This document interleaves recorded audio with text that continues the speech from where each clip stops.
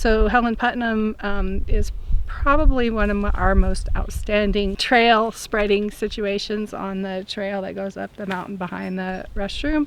It's probably 50 to 60 feet wide at its widest, so it can be very treacherous.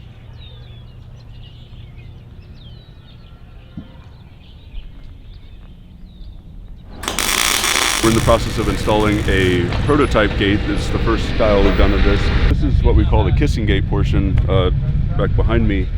We'll have 2x4 rails on 3 sides so that a hiker can walk in around the gate without leaving it open, but it also doesn't allow cattle to get through.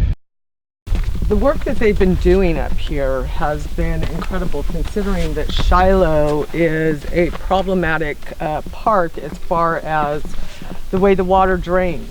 It tends to sit on the trails, tends to erode the trails.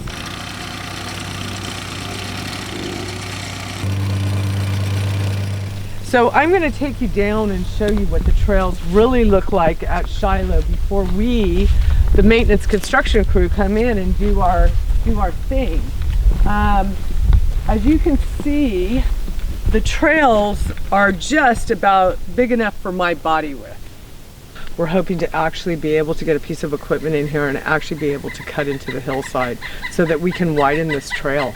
In 3 to 5 years, I would love to see this park, Shiloh, with the improvements that are needed for our trails. The water problem and the settling of water on our trails.